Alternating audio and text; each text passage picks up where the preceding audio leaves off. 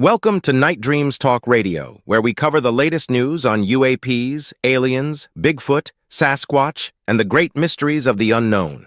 Hosted by Gary Anderson, this show goes deep into the paranormal, asking all the questions we all want answers to. With expert guests and real stories, Gary uncovers the truth behind the unexplained. Be sure to listen and subscribe to join over 148,000 subscribers tuning in nightly for the most intriguing paranormal talk. Join Night Dreams Talk Radio and support the show for just 99 cents a month. Unlock exclusive content and help us dive deeper into the paranormal mysteries you love.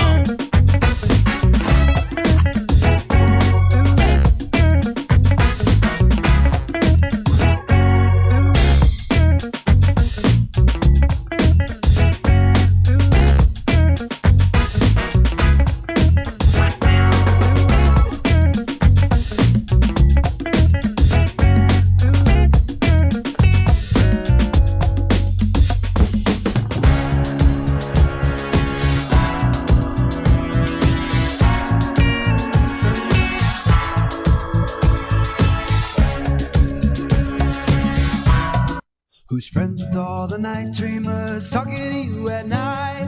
Gary on the radio, but maybe he's not in sight. Bigfoot's on his tail, flying UFOs, that's right. Gary's Talk Show Radio, Wednesday, Thursday, and Friday nights. If you need a friend to talk to, he will always be there.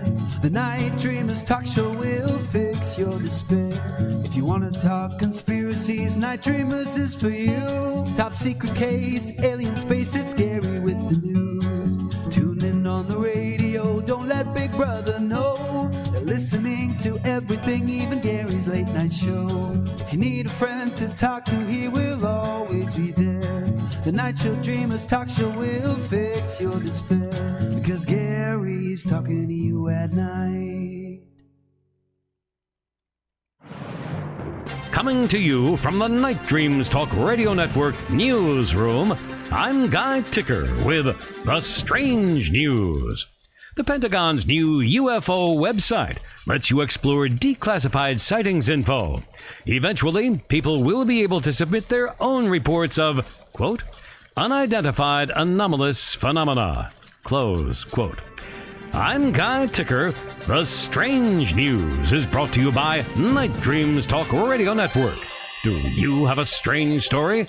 Contact us at nightdreamstalkradio.com. You have just crossed into the realm of the unknown, where the unexplained meets reality. From UFOs to Bigfoot, from the acutely strange to the wildly wacky, and everything in between, this is your gateway to alternative talk radio. Welcome to Night Dreams Talk Radio with your host, the legend himself, Gary Anderson. Well, it is now Friday. Have you seen in the news that the Department of Treasury is going to come out with new currency? And some of it's going to start here in the very near future. It's going to take 10 years to change all the currencies, but your dollar bill will be gone. I don't know what's going to replace it. The 20 might be gone. They're going to come out with new, totally different currency. I did not hear that, but that's that could be, a lot of people say, hey, that's kind of toward the red flag of what's to come. Beware, but when you start changing money and trying to make it unified and all that kind of crap. Well, they're saying, what did you just say? Crap?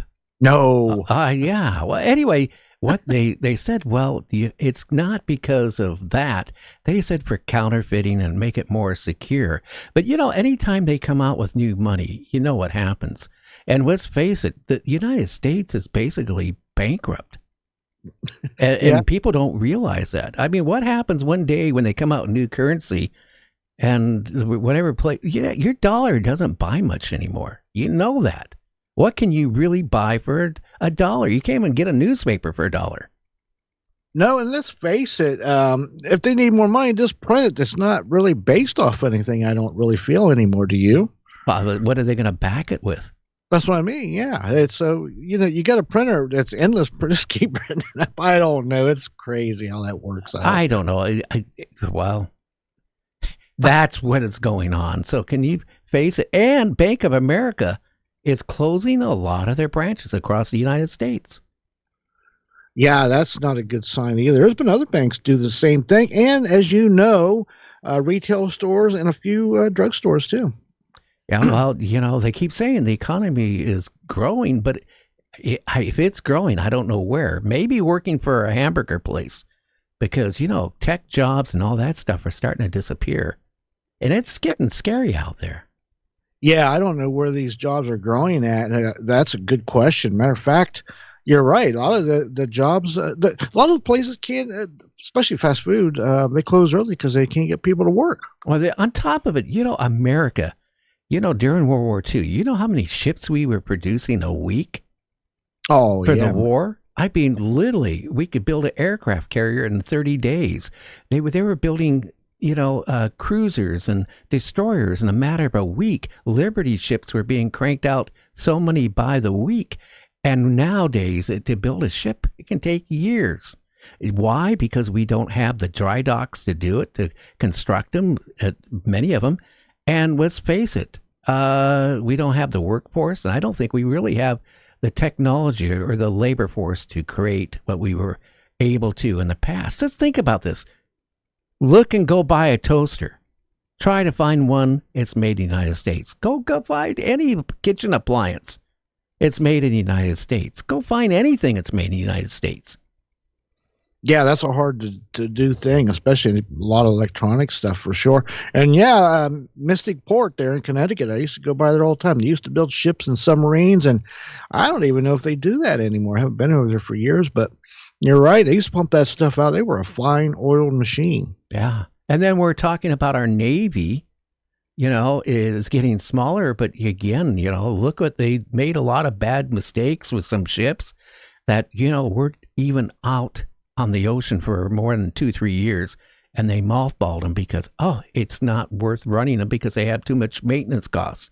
It's our money, and and like I said, we're not going far. I was in the bathroom the other day and my magazine disappeared. My wife must have threw it out. No, it was Popular Mechanics. Believe me. Yeah, I believe that one. Well, I was in there and I had nothing to read, so I read a package where the toilet paper was made. Okay. Made in China. Yeah, I think all of it's there in China anymore. Boy, yeah, that'd be one way to get back at people is through products, if you really think about it. Well, it's just not that. That's our whole thing with this country. We're the ones that developed technology. We're the ones that developed, production lines, and we came out with it. The last color TV made in this country, the last company it survived was Curtis Matthews years ago. We don't even make TVs here anymore. No, that's what I'm saying. That a lot of electronics. Is there any electronics that's even made here? The parts and everything. Well, what they do is there's a loophole in the law where if you have a certain amount of parts put together in this country, in other words, like for example, like this one company, it makes big screen TVs, right? It's all made in China. But it's shipped into the United States, and when they get it in the warehouse, they put one part on it, and then that one part they can get with the loophole of the law. It's made in the United States because it wasn't a functional TV before they put that part on it. Now it's made in the United States. Yeah, that's one of those weird loopholes. Listen, that's not the only product that has those loopholes. Trust me on that. Hey, talk about loopholes. How about free-range chickens? You go into your grocery store. Now, I verified this, back 2 years ago with the government. Okay, here's the thing. You go to the grocery store, you're paying extra money for free-range chickens, right? Yeah. You're paying a lot more. By the loophole of the law is all they have these big warehouses, right, with millions of chickens crammed into it. They put a little thing on one side of the warehouse with a fence. It could be 5 feet going out. Yeah, and long as the chicken somehow can manage and make it to that little area, it goes 5 feet out by the length of the warehouse, right? Yeah. They can claim by the loophole that they're free range because they're able to.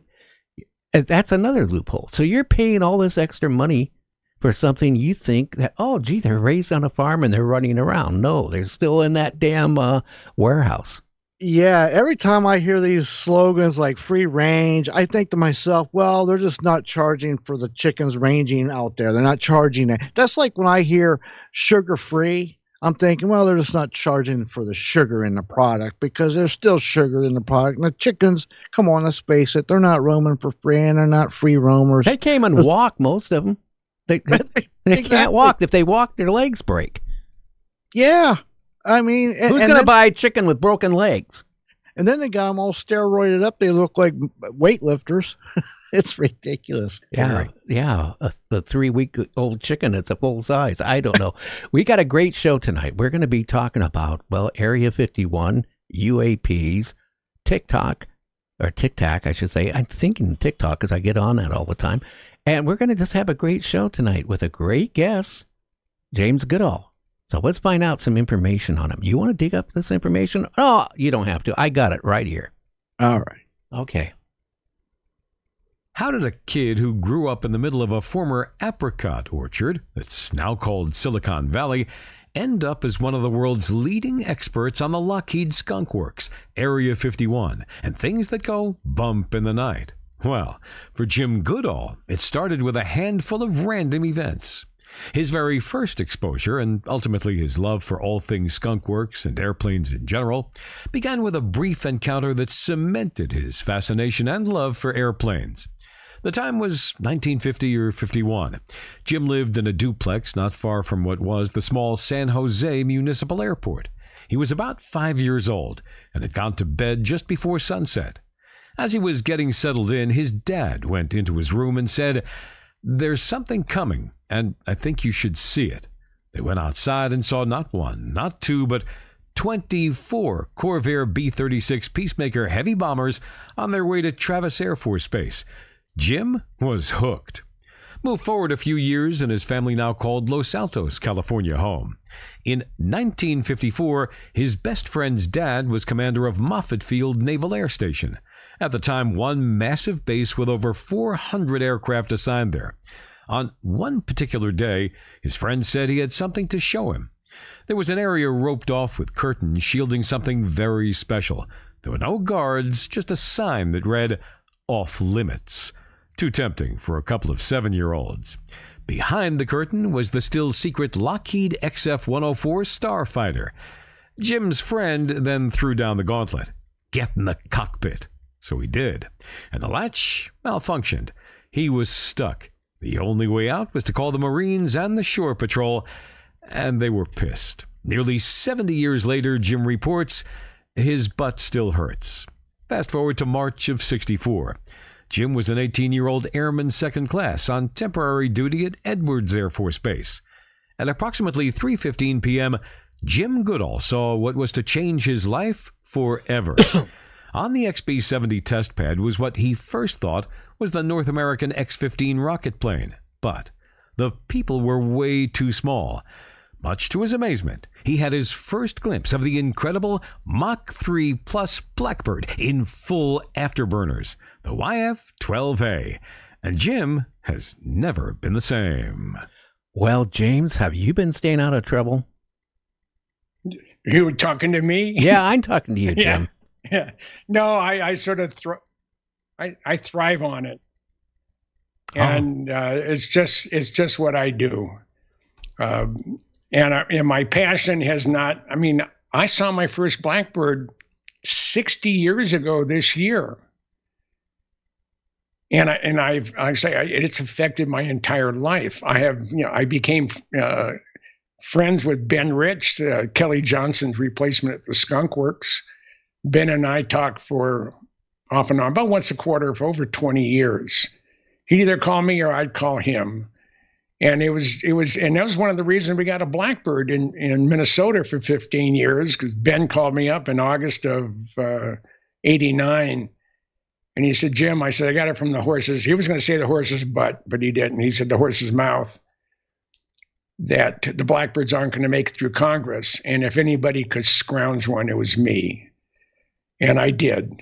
And it arrived in Minneapolis via a C5 on the 28th of October, 1991. And it was probably the most fun thing I've ever done, and something I couldn't do it today. Even knowing what I know today, there was no way that the laws have changed. This is pre 9/11.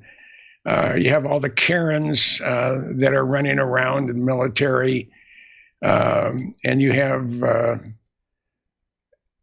I know it's a totally different world. But I managed to pull off the best scrounge job on the planet, $100 million spy plane and 2 C5s to move the fuselage with me in the cockpit, and the outer wing panels and engine nacelles from Palmdale to Travis to Minneapolis.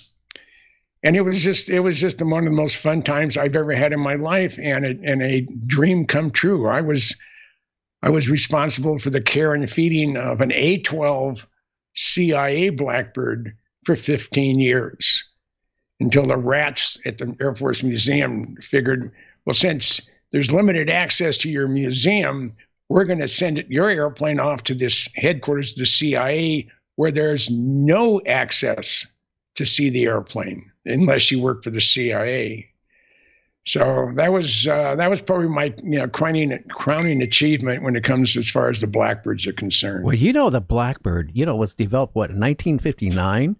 And 58, 59 time frame, yeah. Yeah, it was just an all right, sexy craft. If you look at the technology in it and look at all the other craft we had at that time, it was so far advanced. Well, it still is. Yeah, it is, yes. And the capabilities of it. Yeah, the airplane, from signing a contract to first flight, was 32 months. The Air Force can't change the paint scheme on a C-130 in 32 months. Yet, and it was also the very last military aircraft, designed exclusively with slide rules. This is before the computers. So my dad had his supercomputer, which was, I think it was a K&E slide rule. It was about 32 inches to 34 inches long, had a magnifying glass on it. And if you're a nuclear physicist or an engineer trying to design something to go through the air at 3,400 feet per second, and it hadn't been that many years since the Wright brothers went 150 some odd feet in their first man-powered airplane. It's really quite an accomplishment, and we haven't done squat since. I mean, the F-117 is incredible. But it's a boxy airplane. The F-22 and the F-35, the most expensive part of those airplanes is the software. The Blackbird didn't have any. The software was in between the ears of the pilot when he was heading over to hostile airspace. And I read that was one of the hardest aircraft to fly. Well, there was no such thing as what was that? Type of comment, because you were actually going twice the speed of a 30-06 bullet at about you were at 130,000 pounds with maximum takeoff weight. So you have 3,500 tons, 35,000 tons, whatever it is. And I asked SR-71 pilots, I said, what is it like looking out the windscreen? And Bob Dylan told me, he was the third guy to fly the airplane. He said, you don't have time. You're constantly scanning your gauges and your annunciator panel, which is sort of, right at the bottom of the instrument panel, for something to go wrong. Because when you're going through the air at, let's say, 2 miles every 3 seconds, a screw up can be devastating. Well, I read too that one of the pilots actually went up a little too high, and he was lucky to come back down. Oh, that was Bill Park. He was the chief test pilot after Lou Schock retired, or he quit, I should say. And he was in 933, which was the second, the last A-12 built. And he flew, he zoomed it to 96.2, over-tempted the hydraulics. The engines wouldn't throttle back down, so he actually had one engine in idle and the left engine was running, flying the airplane. And as he's coming into Area 51, as he's coming in from the east and he banks to the north, one of the outboard elevons stuck in the full upright position, and the airplane just kept rotating, kept rolling on its side. And he was, Bill said he was about 300 feet off the ground when he ejected.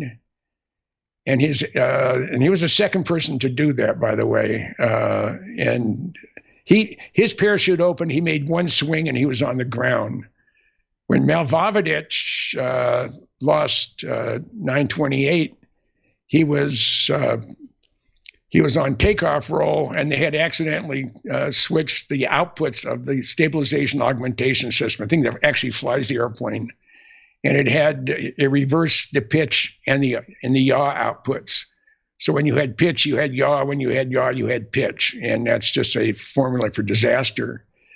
And Mel ejected. He was about 20 feet off the ground, and angled down about a half a degree, and he ejected out. He knew he was probably going to break his back. And there was about 3 or 4 inches of ice on Groom Dry Lake. It had been a very, very wet winter, and this is like in December of '64. And he skidded. He said he skidded about a quarter of a mile, and the airplane almost came over on top of him.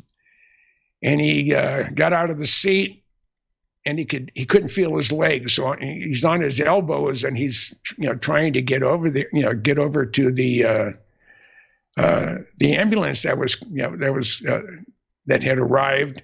Bill Park is coming in the supervisor's truck, and he hits his brakes as he comes up to Mel, and he's on melting ice because the fire is gone. I mean, it's a fully loaded airplane. The fire was really going pretty strong, and he skidded about a quarter of a mile and almost ran over Vavadich. And then the paramedics, when they're trying to lift him up to put him on the gurney, they dropped him like 3 or 4 times. Mel said he got more damage to his body by the paramedics trying to lift him up into the ambulance that he got on his hands and knees, crawled over to the ambulance, and got in himself. And a week later, they were at Beale, where the SR-71 simulator was. And Kelly Johnson knew right away what the accident was. And so he had them pull the box out of the wreckage, and sure as shooting, it was a reversal of the pitch and yaw outputs on the stabilization augmentation system. And it was just one of those things. And what's really amazing about the Blackbird, they built 50 of them. They crashed 20. Excuse me. But the one thing that's amazing about it, out of the 20 airplanes that were lost, there were only 4 fatalities. Bill Park wasn't one of them. Mel Vavadich wasn't one of them. But they lost 20 airplanes over the course of the flying operation. Well, most everybody got out. Jack Weeks was in a A-12 coming out of Kadena, Okinawa. It was his last post-maintenance flight, and it was be heading back to stateside. And they didn't note it on his 731 form, and he wasn't briefed on it, that they actually had two different engines in the airplane. One had fixed inlet guide vanes and one had adjustable inlet guide vanes. And the way you interact with those two engines are different. And he had a catastrophic engine explosion, is what what Birdwatch indicated. They had a extreme rise in compressor inlet temperature. There was no indication with Birdwatch that the canopy had left the airplane or that he had ejected. And they didn't find anything. This was about 600 miles off the coast of the Philippines in the far western Pacific. Walt Ray was flying an A-12, and he had a severe fuel leak. I mean, he was just pouring out of the airplane, and he didn't realize it. And he actually ran out of gas at about 90,000 feet at Mach 3, or maybe a little bit higher. And he ejected, and he never left the seat. They had modified the seat because he was kind of short guy, and apparently the modification to the headrest and everything jammed the seat. And as it was trying to push him out, the belt cutter didn't work, and it jammed it so hard that he couldn't unlatch the 5-point harness. And he was alive when the ejection seat hit the ground. He figured he was doing about 100 miles an hour, 120 miles an hour when he hit the ground. And then the only SR-71 loss of life was with Bill Weaver in, I think it was 953. He was at 78,000 feet at 3.1. He's in a 60-degree bank, and they had red tagged the number one fuel tank, which is closest to the cockpit. And you manage your CG by moving the fuel back and forth. So I made it a little bit on the edgy side that he was possibly could lose the airplane because of the improper CG. But as he was in the bank, turning, hit an unstart, and said he lost consciousness. And the next thing, he found himself outside the airplane, and he could feel the ejection seat harnesses was still on him, but they were just sort of flapping in the breeze. The first thing that happens when you leave the airplane at 85 or 90,000 feet is the faceplate frosts up on the inside, so he couldn't see anything. And he told himself, probably said 1,000 times, Bill Park said the same thing. Lockheed promised me the main chute would open up at 15,000 feet. And he rode, he was free falling, and I know he was twirling, and he is able to stop that.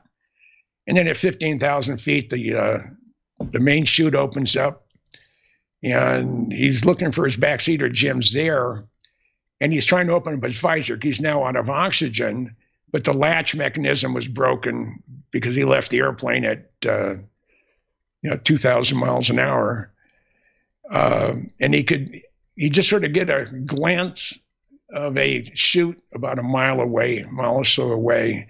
And when he landed on the edge of a mesa. I mean, he was straight down from his toes and go forward about 1.5 inches, 2 inches. It was 800 feet down to the bottom, but the wind was blowing the opposite direction and pulled him away from the edge.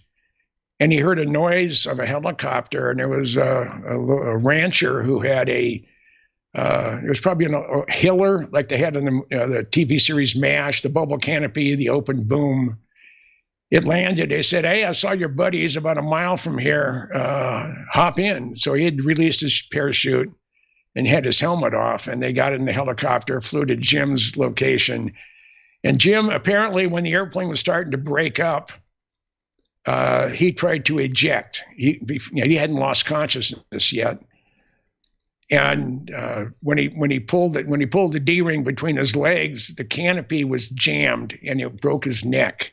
And then as the airplane came apart, it threw him out, and his chute opened like it was supposed to, even without him doing anything.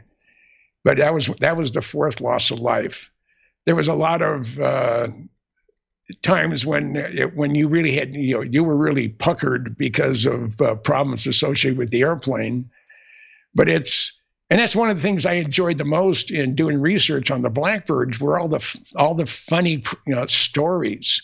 Yeah. Hey, Jim, we need to go for a break, and then when we come from back from the break, I want to talk a little bit about your dream state, and then we need to get into Area 51. So we'll be back with Jim Goodall right after this. You're listening to Night Dreams Talk Radio. Check out our website at www.nightdreamstalkradio.com. We'll be right back right after this.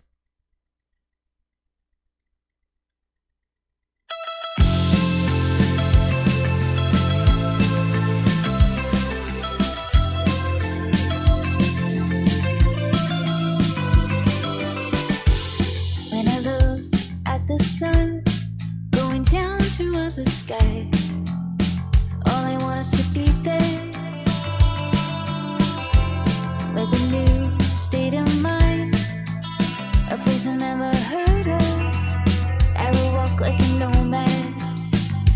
I've been stuck inside my house too long.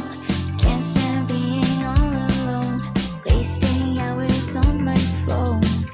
I'm ready to go now.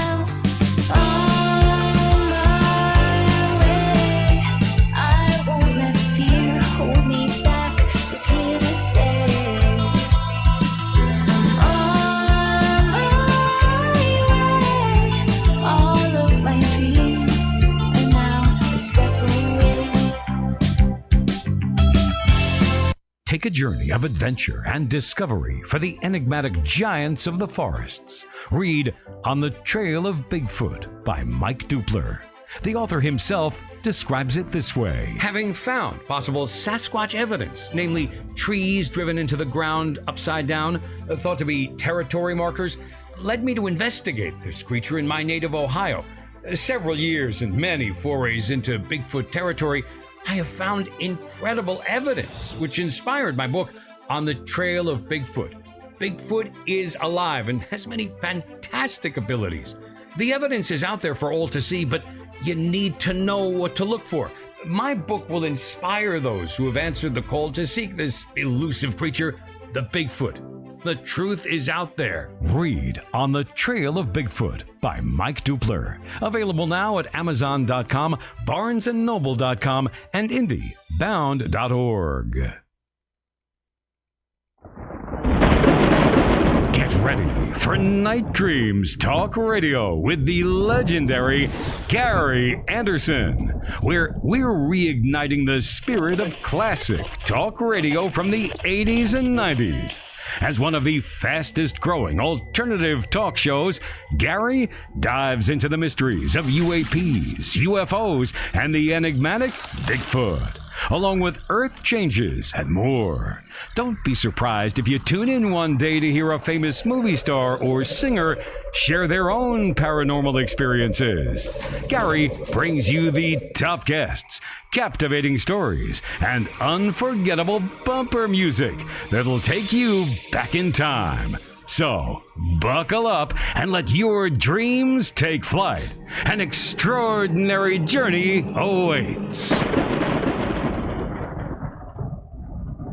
Well, Jim, we are back. Now, you were telling me before you went on the air, you had a couple dreams in your life. And they, one of them terrified me, and the other one I was really concerned about. For 7 years, maybe every 4 to 6 months, I would have a vision or a dream that I was in downtown San Francisco for a major earthquake. And I'd living in Minnesota. I grew up in the Bay Area. And I kept telling my wife every time I had this vision, and she just kind of laughed it off. And I was the corner of Stockton and Geary when the Loma Prieta earthquake hit, and I was in downtown San Francisco. And it took me a while before I could get to a place where phones worked. And I called her. She couldn't believe that what I was envisioning actually happened. And the one I never told anybody about because it was just too freaky. And I had it over the course of about 10 years. I kept having a vision of a 747 or a DC-10 hitting the World Trade Center. And when it happened, I couldn't believe it. I couldn't believe it. But it was so outrageous. I couldn't tell anybody. And another one I had was, I knew I was going to be in Seattle or the Pacific Northwest when the Cascadia subduction zone decides to rip, because that is going to be, when that does happen, and it will happen, it's about 150 years overdue, that it'll be 10 plus on the Richter scale. If it goes the entire 800 miles of the fault, it will last for an excess of 10 minutes. And it will have vertical movements between 35 and 45 feet. Anything on fill will liquefy.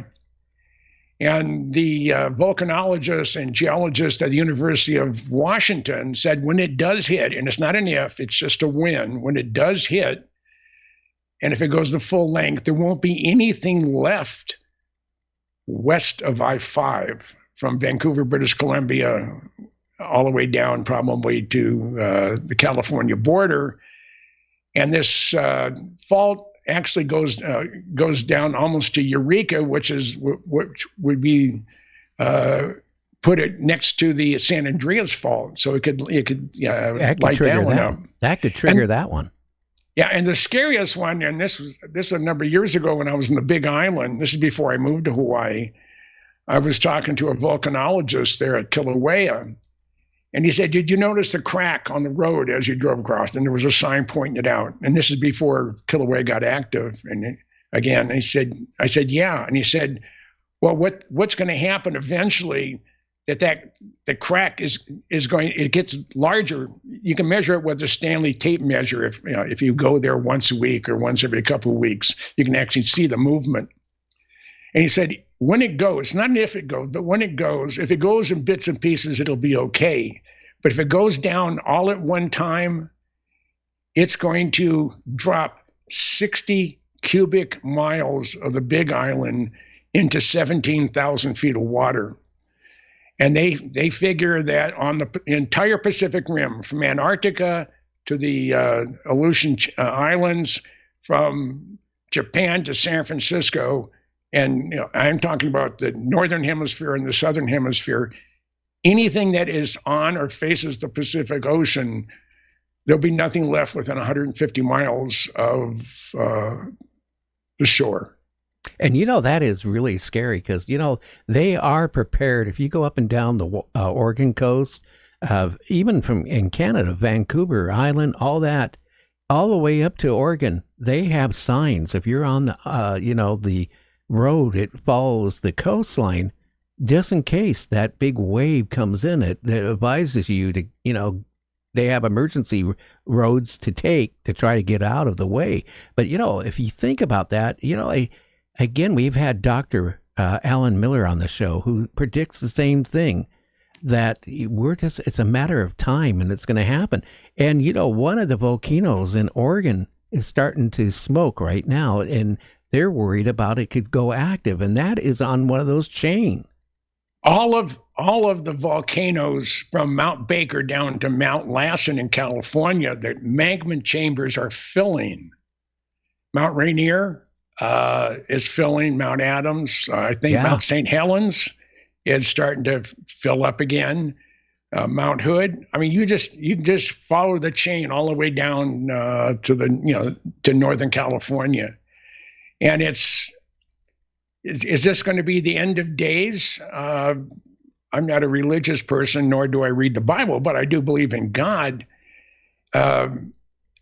Is this, and everything we're seeing in the world, are we at the end of days? When you have rampant flooding where you would never have flooding before, and I'm referring to what happened in western North Carolina and Virginia and parts of Florida and Georgia. We had 112 days at or above 100 degrees here in Tucson. It broke every record on the book. So is this the end of days? It may be. Yeah, but it could drag out for the next 50 years. But, again, scientists are saying now, for years, I'm going back now 20 years ago, when they were talking about climate changes, and all these scientists said, oh, it's hogwash. nothing's going to happen. There's not going to be climate changes. It's not, this isn't going to happen. This isn't going to happen, but it's all starting to happen. Antarctica is really starting to break up. The ice sheet is breaking up. And when that happens, think about this. The water coming from the equator, it heats that belt all the way up to the UK, Europe, all that is going to stall. It's already slowing down and narrowing. And when that happens, that's going to put them into a mini ice age or what have you. And even here where I'm near Seattle, the last ice age, Seattle was, buried under thousands of feet of ice. But what they said, 60 miles away from Seattle, it was livable zone. I don't know what's going to happen, but there's a lot of things going on. Mount Rainier, if it goes, I'm not so much worried about the eruption itself. It's going to be what comes from it. It's going to be a mud flow. It's going to take out everything in Tacoma all the way to parts of Seattle. It'll take out South Center. That's for sure. Yeah. And a number of years ago, they found what they were able to determine the tip of Mount Rainier when it erupted 20,000 years ago or whenever it was. And they were able to identify it as coming from Mount Rainier. And it was right near Renton, which is on the east end of Lake Washington, right in Seattle proper. I mean, they're sitting on a powder keg. I mean, we could get hit with a corona mass ejection that's going to take everything it runs on ones and zeros. Jim, don't worry about that happening. How about an asteroid hitting Earth? I mean, we got all these things going on all at once. In the news today, there was a huge asteroid. Thank God it passed the Earth, but it was on direct course to Earth. But at the last moment, it deviated. When did they tell us? Oh, the morning before it's supposed to happen. Yeah, I think it came within 35,000 miles, which is nothing. You can reach out and touch it in astronomical terms. And the other thing is, if we get hit with a corona mass ejection, nothing will work. Literally nothing. I don't care what you have, unless you have an old 49 Studebaker or something. How about a 59 Etzel? Oh, God, no, please. It was bad enough when it came out brand new, but yeah. So, this could be the end of life as we know it, but you can't give up. You just have to assume that. Don't worry, Jim. I already have it made. That aliens, the ETs, they're not going to let it happen. Well, that would be nice if that happened, but they're going to come and take us. They'll take us to a new world. Yeah. So you want to buy? You want to buy that one? No. But we'll just nothing we can do about it. That's the thing about it. There isn't anything that you could do to prepare yourself for a Carrington event like happened in 1859. It actually caused telegraph cross arms to catch on fire. It pumped so much energy into our atmosphere. They said you could see the northern lights, the aurora borealis, as far south as Mexico City. Now that's a pretty phenomenal statement right there. But it's either that or nuclear annihilation. So we'll just have to wait, to see what those who control our destiny, what they're up to. Or they tax us to death, and we don't have to worry about all the above. Right. Now, Area 51. There's still talk out there, depending on what group of ufologists you talk about, that they have alien bodies, alien craft, still to this day. But again, I've talked to a lot of people in the know. They said, no, there's never been at Area 51 any, alien bodies, no underground structures. But then again, you talk to other people. Oh, yeah, there it is. Dave Fruhoff was a friend of mine. He's since passed away. He was an SR-71 pilot. I've told this story before. He actually chased one in an SR-71, and it was either late 72, early 73. He was in the far Western Pacific, and the thing left him in the dust.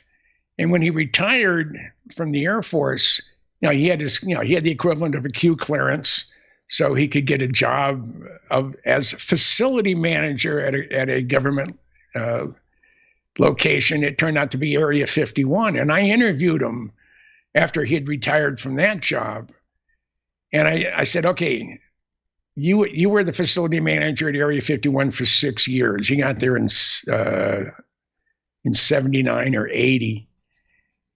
And he said, well, you don't go there, even though I knew most everybody, you don't go there and ask questions about what may have happened or what's what there. He said, but my responsibility was absolutely every single structure within the confines of Area 51. And he said, if there had been an underground facility, I'd have known about it and I'd have been responsible for it, but I didn't, that wasn't part of my tasking. He said, they have the ability to drill huge underground facilities there in the Nevada desert. Just on the other side of the Papoose Range, they have the big boring machines that they actually built the Yucca Mountain low-grade radiation storage facility, which they've never used. They spent, I think, $16 billion. But the boring machines can go through a foot of granite an hour in cutting a 36-foot diameter hole.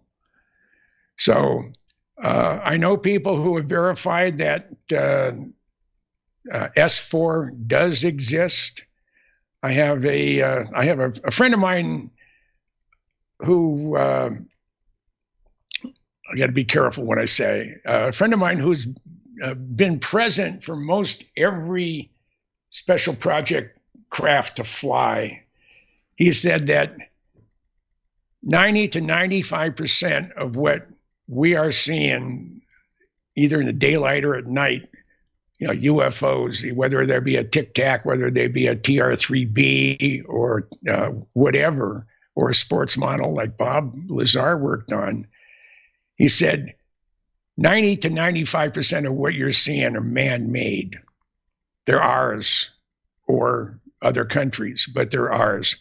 But there is a percentage, and whether it's 1% or 10% that are from somewhere other than Earth, all it has to be is one.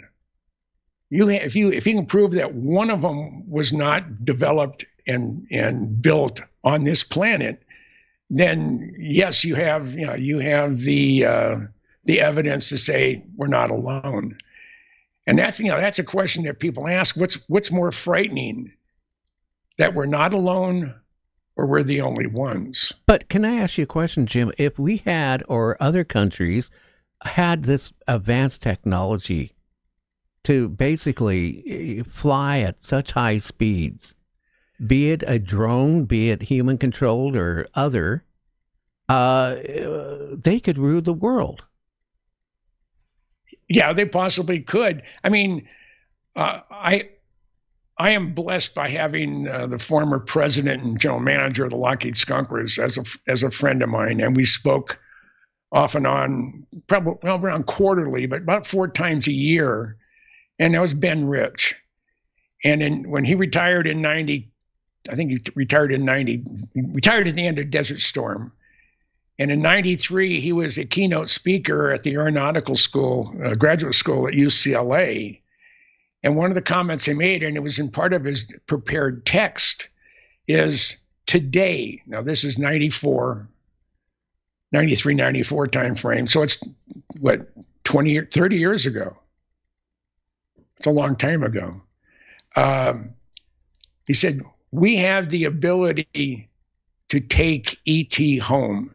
Now think about that statement. This is the man who would have access to most secret flying machines on the planet. Ben was there for the U-2 all the way up to the F-117. And he said that we have the ability to take ET home. And then just before he passed away, he was dying of esophageal cancer. And I was talking to him. This is around Christmas time of, I think it was 95. And we were talking about our mutual friend, John Andrews, and other people. And near the end of about a 45-minute conversation, Ben said, Jim, we have things out in the desert that's 50 years beyond what you can comprehend. And he wasn't referring to Area 51. And he said, if you've seen movies like Star Wars or Star Trek, we've been there, done that, or decided it wasn't worth the effort. And I said, Ben, you want to expand upon that? He said, no. And then another person to put another positive spin on UFOs and aliens. I had a friend of mine that was in Alice Springs, Australia, an NSA employee, and I had put something on Facebook, and I got an instant response. I said, "Do you believe in UFOs?" And the instant response was from my friend, "Why did you see one?" And the guy went back, "No." And then the response back was, "They're here, but I can't see anything more on this platform." Well, and I've been trying to track the person down, and it seems like when they're on one side of the planet, I'm on the other side, and it's gone back and forth. But hopefully, maybe within the next year, it all depends on my wife's health, which is not good. I'm gonna jump on an airplane and fly where that person is, and have a nice, fun conversation with what does that person know that we should know. Also, Dr. Greer, Stephen Greer, has mentioned a lot just in the last week. Oh yeah, that there is disclosure is on the horizon, and I think NASA even acknowledged that there is proof that that there are intelligent life not from this planet that they've been in contact with or have evidence of. And the other thing that's really exciting is my dear friend Bob Lazar, who I've known since before he went to work out in the desert. And before he went to work out in the desert, you couldn't put a gun to his head to convince him that UFOs were real. He's been working for the last 3 years with Luigi Vanitelli out of Montreal, Canada, for the ultimate movie. Bob Lazar, the original whistleblower.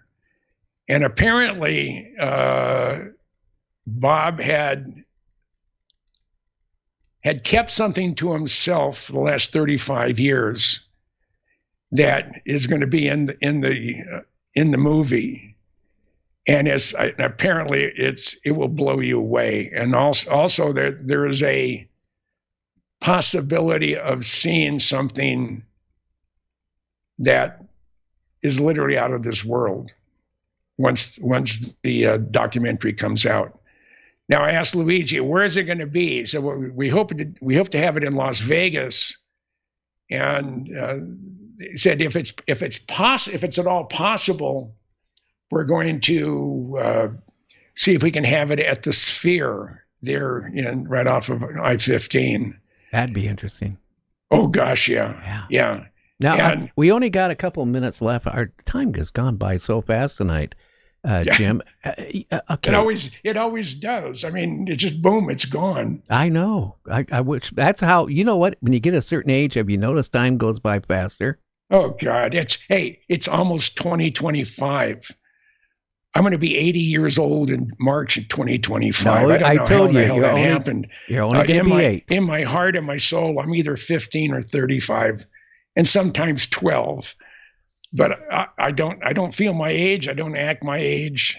Even when someone says, "Well, why don't you act your age?" I've never been this age before, so I don't know how to act. Well, I can tell you how you feel your age. Go do yard work. When you get older, you feel those things way faster than when you're in your 20s. Yeah. Your feeling on disclosure. Here's the point. I've been hearing this. It's going to eventually come out, but I don't know how much is going to come out. How much of it will be the truth? How much will it be disinformation again? And like I always tell the people, if they came out and told us the truth now, think about this, Jim. Are you going to trust your government after that? Because I don't trust them now.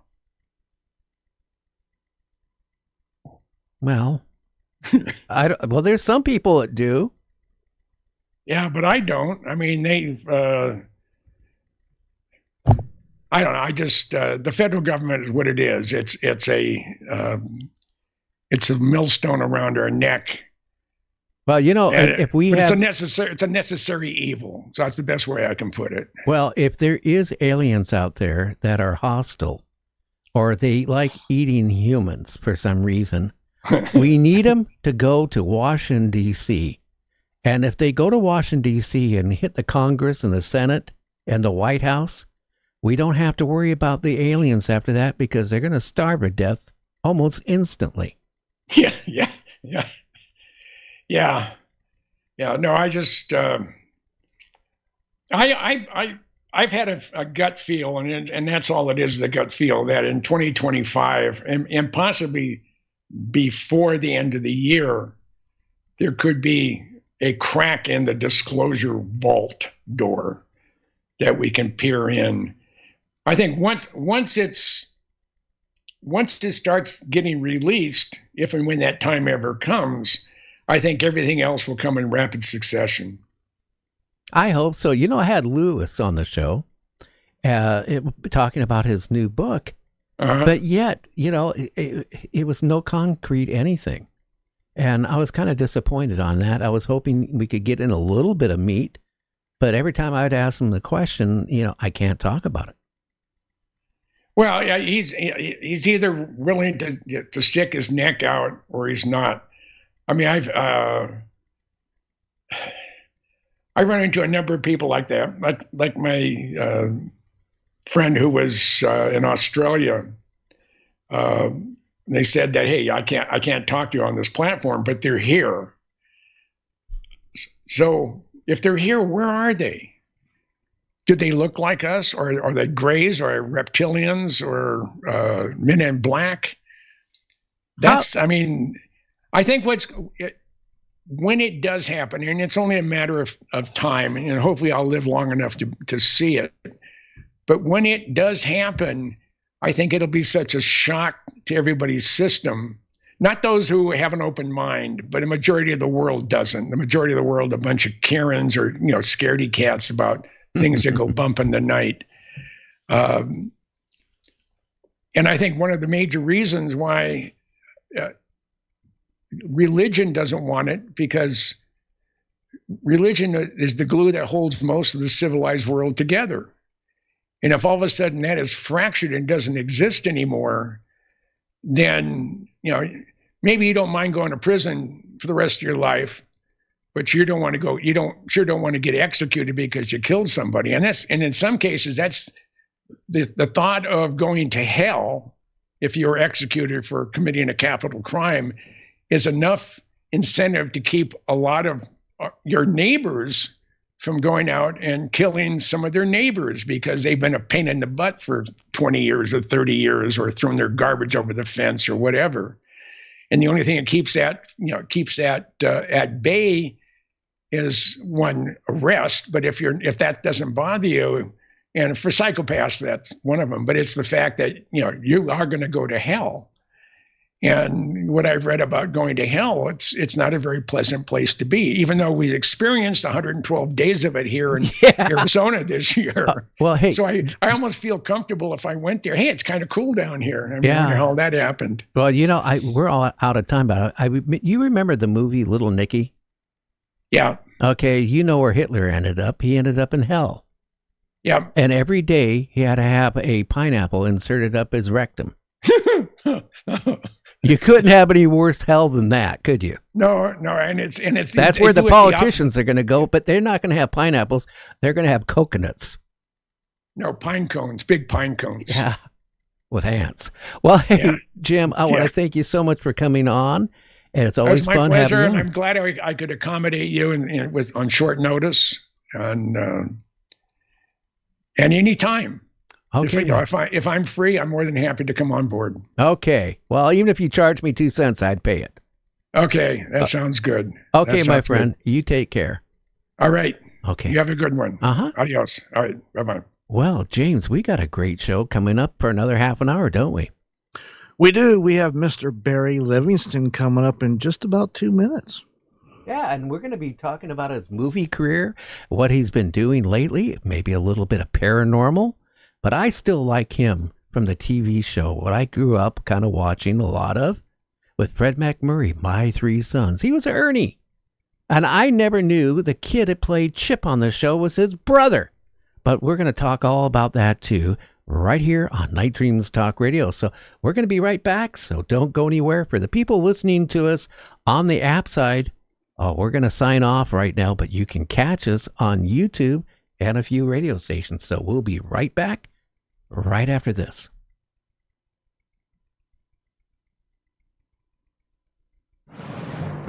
Coming to you from the Night Dreams Talk Radio Network newsroom, I'm Guy Ticker with the strange news. New claims suggest that Benito Mussolini dealt with a UFO problem before World War II began. I'm Guy Ticker. The strange news is brought to you by Night Dreams Talk Radio Network. Do you have a strange story? Contact us at nightdreamstalkradio.com.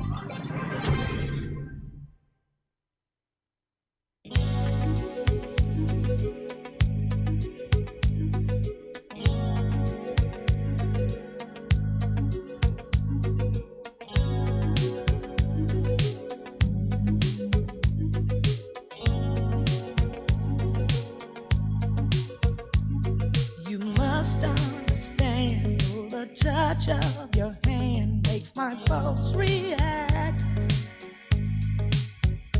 That it's only the thrill of boy meeting girl, opposites attract. It's physical, only logical. You must try to ignore that it means more than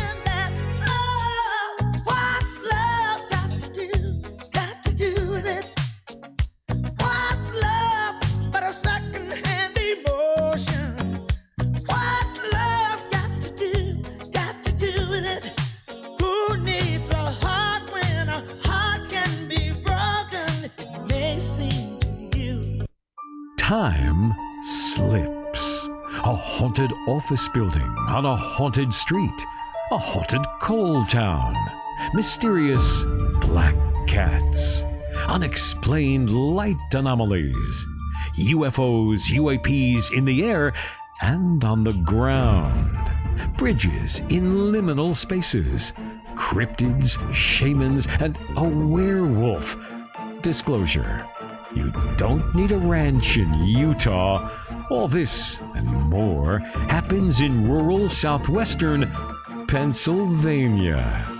Coming soon from Haunted Hills and Hollows 1 and 2 author Kevin Paul, Politics and the Paranormal in Greene County, Pennsylvania. Available this fall on Amazon and at other fine booksellers.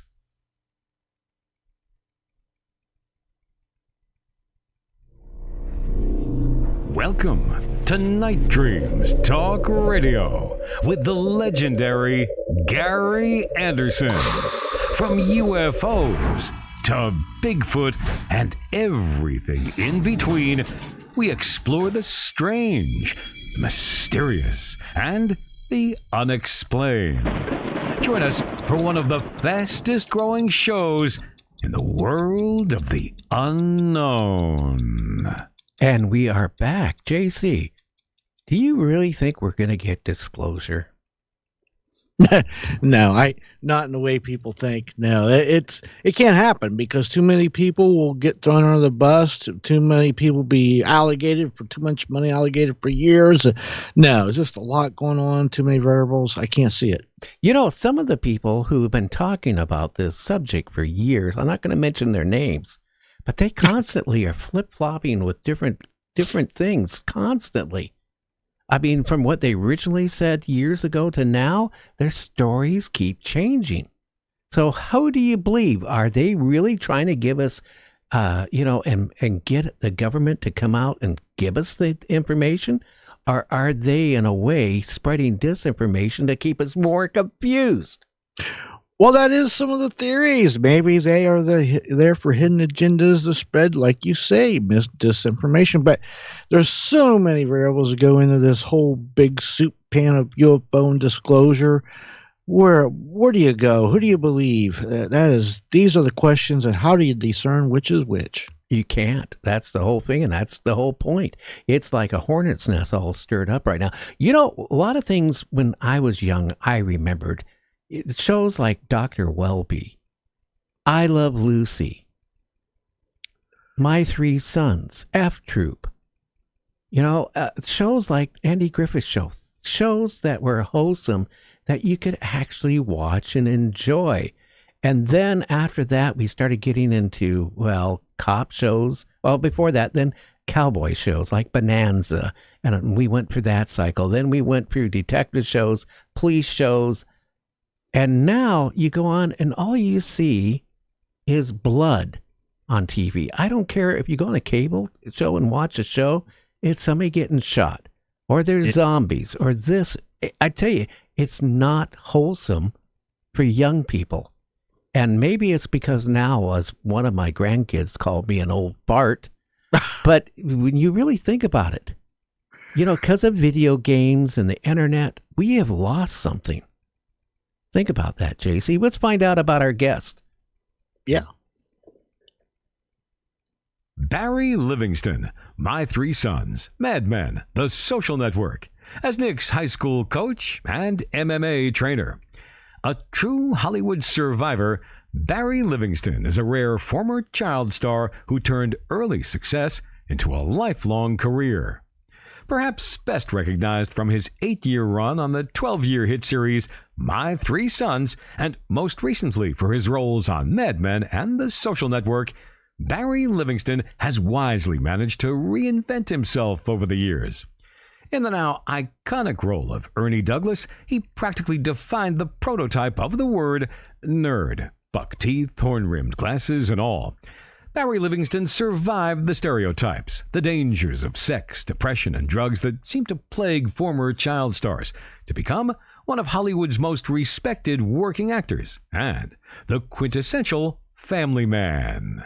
Well, welcome to the show. How are you doing? Well, I got a lot to live up to, it sounds like. Okay, well, you're breaking up here, and hopefully... Yeah. Okay, can you hear me? I'm hearing an echo. Okay, that echo should go away for a second. Yeah, I was going to say, because of you, you know, I was called a nerd in grade school because I wore the type glasses you wore. I had that little thing that went in my pocket. I kept my pens in and all that stuff. Mm-hmm. Yeah, well, don't blame it on me. Well, I mean... That wasn't my idea. That was your own choice. I know. I got nothing to do with that. I was doing that in a nice, playful way with you. But, you know... I take it as a compliment. But, you know, again, you know, you were the kid that gave more thought things over. And, again, you know, it reflected a major part of that show. I don't think the show would have been the show as it was. When you came on, it really changed the course of that show. You know that. The direction. Yeah, I mean, it was certainly a new wrinkle, I guess, in television at that era. You know, was an adopted son, you know. I mean, honestly, when I came on the show, nobody even meant, because I came on as the friend next door to Chip.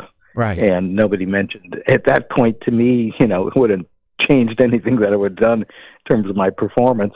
But nobody mentioned, oh, he's a foster child. He doesn't have, you know, real parents, or, you know, no mention of that. Nonetheless, you know, and then about a year or so after that, that's when it became, you know, Tim Considine, the original oldest son, Mike, was leaving the show, and And just conveniently, I was in the bullpen, there waiting for the call, and I was told, he's a foster child, and the Douglas family is going to adopt him. So, fortuitous turn of events for me, but nonetheless, I don't know if anybody else was doing that kind of, wrinkle in their television shows. It was sort of a nod to reality, and it all worked out for everyone. It was good. Yeah, and Chip, right, which you had a little bit of arguments with on the show, in actual reality, what? It was your brother, wasn't he? Sure, yeah. Stan Livingston's my real brother, and it was great. He was my big brother, so I looked up to him, and it was a lot of fun suddenly to be on a big hit series that he had been on for 4 years, I guess, at least prior to that, until I came on. It was fun to suddenly be part of the same team, and it was that was a great thing. And prior to that, oddly, he had done the Ozzie and Harriet show, The Adventures of Ozzie and Harriet, and had a recurring role. And he got cast on My Three Sons, and then Ozzie Nelson sort of slipped me into the friend in the neighborhood slot that my brother previously did. So, there was a lot of cross pollination. We had a lot of kind of things that crossed over, and it was lovely. How did it affect you at that age? All of a sudden you had fame. I'm sure you used to get mail from your fans. I mean, how did it affect you? When I always went back to public school too, so I got a real good dose of being affected. Some child actors and kids that were famous of that era, they had a thing called Hollywood Professional School, and it sheltered kids who were famous.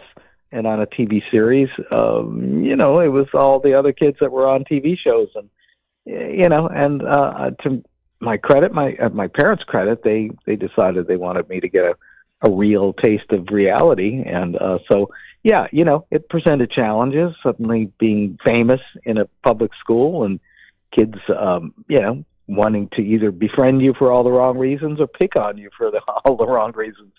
But hey, I think that's what helped me survive in the long run is, you just have to learn survival skills, and it probably wasn't unlike a lot of other kids in grade school, grammar school, high school, all that.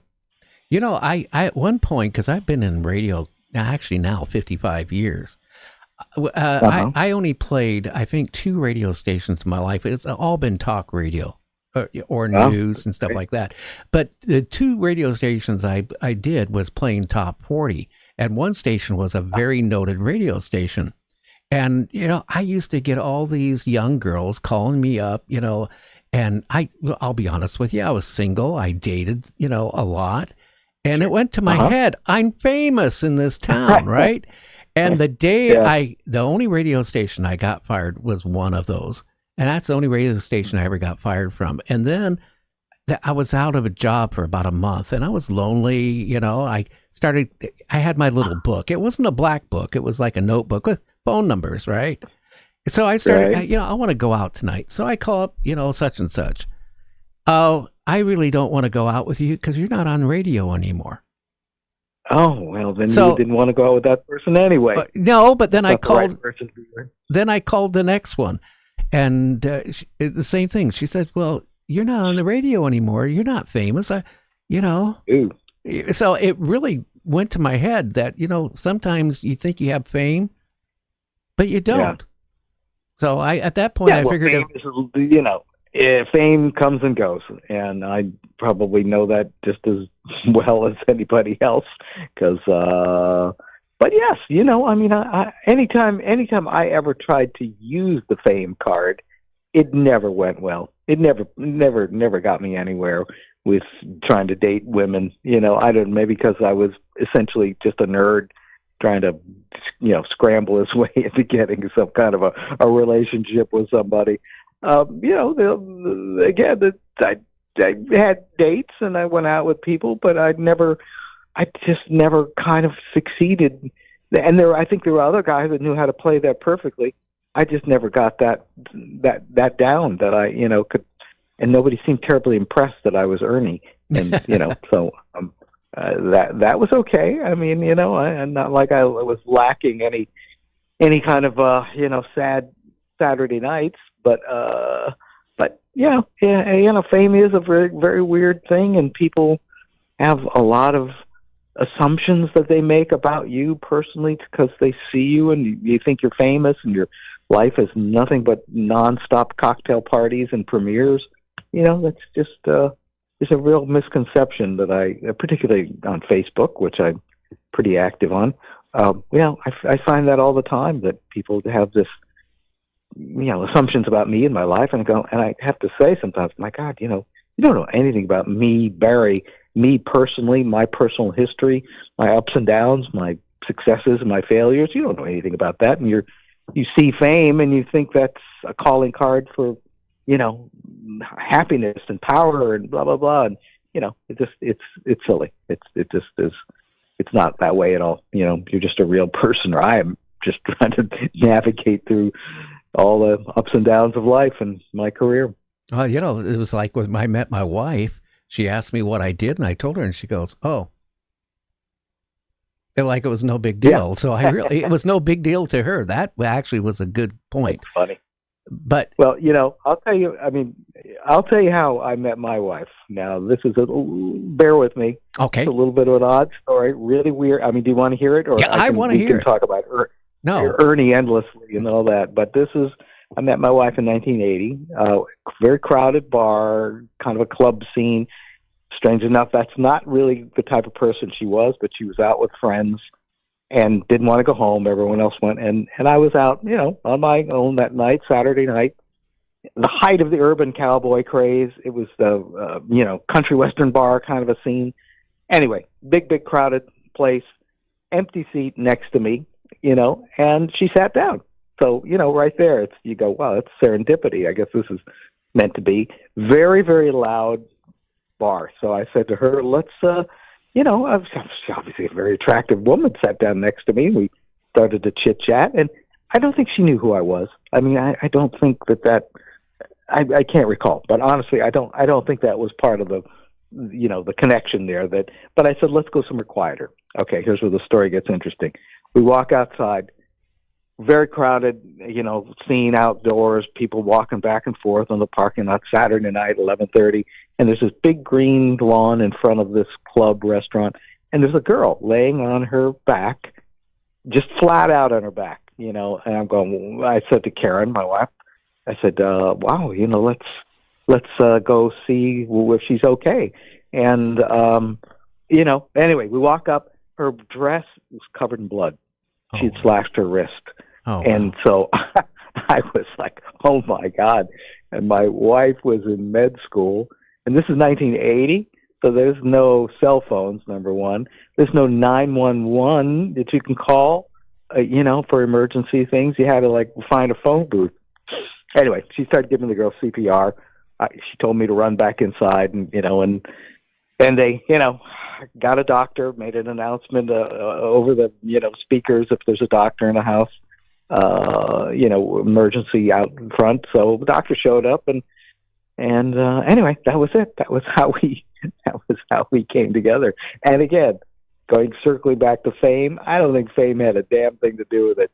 We just were two people that, stumbled into a real bizarre situation, a tragic situation. I think the girl survived. That's the end of the story, really. She went to a hospital.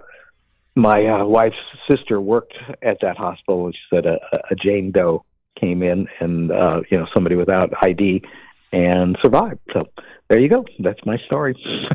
Well, at least you've been together since the 1980s. That's, again, when you are a celebrity, a lot of celebrities don't stay married very long. They go from one marriage to another marriage. Yeah, again, I that's not to argue with you, Gary, but I think that's kind of a generalization that people sometimes make because they go, they're famous. Not that it doesn't happen. You're right. You read about it all the time. But I think the media and people really, really latch onto that as a story, that gets eyeballs, that gets clicks, and gets interest. Nobody's interested in all the relationships that survive for 20, 30, 40 years. So I understand that's the nature of media and news and all that.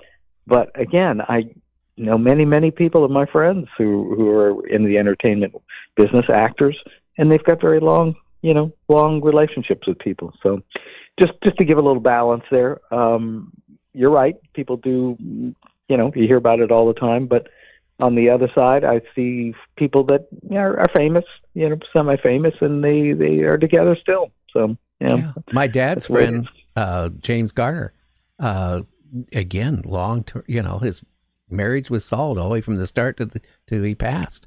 Getting into like TV and movies nowadays, like I mentioned at the beginning when I brought you on, I mean, TV shows back in the, let's be honest with you, up to probably the 70s started really changing. And I don't think a lot of it has been for the good. Nowadays, you go on TV, and again, you instead of seeing no blood when somebody gets shot, you see a whole bunch of blood. And almost all the shows nowadays, it's always violence in them. A lot of the shows. Yeah. Well, they've become more graphic. It was always implied violence before. If you were watching a detective show in the 60s or 70s, Barnaby Collins or Jones or whatever it was called, but it's a much more graphic, and I can't, I mean, I've been in a lot of shows. I've been Bosch. I have a recurring role in that, which sadly has just gone off the air. But speaking of blood, I was the coroner on that show, so I was always finding people in dumpsters and things like that. So it particularly if you're talking about streaming shows, because there really is very little censorship there, and some of it's for the better, some of it's not, some of it's gratuitous, but for the most part, I think it's done fairly well. I mean, Bosch is a great series, I think, but it's trying to present the life of a detective, Harry Bosch, my friend Titus Welliver, as it really is. And so, it's a pretty gritty, dirty business. It is. To play the coroner, how hard was that? I mean, did you ever do any research for it to get into the feel of it?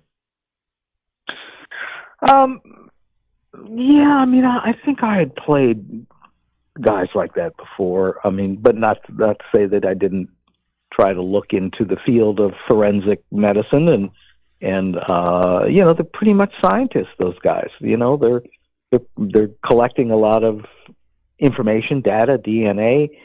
It's much more technical for the modern coroners and medical examiners than ever.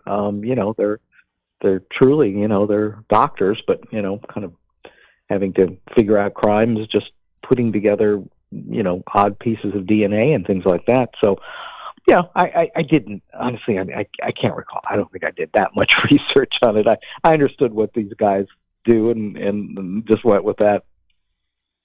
So what's in the works right now with you? Actually, I just finished doing a play out here, Cyrano de Bergerac, at legendary Pasadena Playhouse, which was a bucket list dream for me. I grew up, I was born in L.A., so, Southern California, and the Pasadena Playhouse has been there for well over 100 years. Or actually, that's not true. It's going to be 100 in next May. But, it's been a place where some of the finest actors, most recognizable stars in the world have played at the Pasadena Playhouse. So I was thrilled, to do that. I'm just now, I just took a trip to Italy, came back, so I'm kind of waiting for the next wave, auditioning for some stuff. The business has changed. It's kind of a scary time for us out here, because streaming channels, which is really where the bulk of scripted work is now, has really scaled back on ordering new shows, and mainly, there's a lot of factors for that, but it's really scary kind of times that things can really there's been a downturn in production here, and so yeah, any job that comes along is, count your lucky stars. Well, like Thomas Jane, who's been on our show numerous times. I don't know if you know who Thomas Jane is. That name's real familiar. What show was he on? Well, JC? What's the show he's on in Australia? Troppo. He was in Mickey or 61. He was in Deep Blue Sea. Yeah. Okay. Yeah. Well, whatever. Yeah. So what about him? Well, even he was mentioning that it's changed. How this in the last 10, 15 years, how, the production, the change of the whole feel is totally changed. Yeah. Well, I mean, regular TV is, there's a few shows, Blue Bloods, Connors, which I did an episode of Connors last year, Lopez versus Lopez, there's a handful of scripted television. Everything else is game shows and competition shows. And so that really saw a downturn in work, but about 10, 12, 15 years ago, the advent of streaming and Netflix came on the scene, and suddenly, they had to fill their hours with some quality TV to get people to watch, and they did. And then all the other big players started developing, their own shows, Paramount and Amazon and Apple TV, and yeah, I just lost him. The pandemic certainly kind of put a crimp in that, and now AI is a new factor that people are really terrified about, that you may not need actors or writers or directors at all. It's all going to be kind of computer generated. Tell me about that. I gotten 3 times now in the last 2 months, because, I do the show and then I unwind after the show. So I go watch cable shows, on a platform. And it's happened a couple times. I was in this one movie, 20 minutes worth, and I kept saying something is strange about it. Yeah, and I was tired, Yeah. And then I realized it was AI generated. And, really? Yeah, and then it happened again. Sorry. Yeah. And then it happened again last week. Back here about a year ago, we had a guy on who is a producer in Hollywood. He also owns a big empire of real estate. And for his real estate corporation, they used to hire actors to do the commercials. And what he said on the show, they don't even use real people anymore. It's AI. Yeah. Well, it's nobody likes to be replaced, I can tell you. And, and it can be done so seamlessly now. It seems like, you can be watching something and not even realize that it's not real actors acting together, and the emotions you're seeing are, just generated in some computer. I don't know. I don't know where that's going to land. I mean, it could be trouble for a lot of people, not just actors. I mean, in our business, writers were the first one that recognized this. This could put them out of business really quick, because you can input information. I want an action series, a beautiful blonde, it's set, at Malibu Beach, and, this lifeguard used to be, now he's a detective, and he's, and then the AI will take all that information and just spit out a script, within minutes, I guess. Whereas before, that would be the domain of a writer who would have to come up with all the characters and dialogue. And so the writers really saw that they were very, much in jeopardy, their jobs. That's why they strike. There was, in Hollywood, we had a strike last year, I guess it was, or year before. And, a little harder to replace actors, because we're kind of in front of the camera. But like you said, you sound like you just watched something that had actors that were not real actors, or they were computer generated, and that doesn't bode well for the future for entertainment in general. I think the kind of the uniqueness of the human mind coming up with great ideas. Computers, it's just a rehash of a lot of information, and that's what you get with AI. So we'll see. A lot of production has gone overseas too. They particularly for streaming networks, because it's cheaper. Labor is cheaper. Acting unions, so a lot of stuff is shot in England or France or wherever, and the work that would have been done here in Hollywood is dramatically decreased. So it's not just actors. I know a lot of people behind the scenes. Electricians, carpenters, cameramen, people like that, makeup artists. When the production goes off the rails here, they're all out of work too, and that's a whole lot of people. So yeah, and people don't realize this is going on. I have one of the most talented voiceover actors. He's a good friend of mine. He does all my stuff for the show. And we were talking about this a couple months ago. He's even worried about his profession because AI is advancing so fast. He goes, well, one of these days I'm going to wake up and I'm not going to get any calls. Yeah, no, it's true. I mean, oddly enough, when I was doing this play in the last few months, I was going, maybe this is where I'm going to land. I'm you can't replace an actor on stage. That's what it's all about, is a live performance.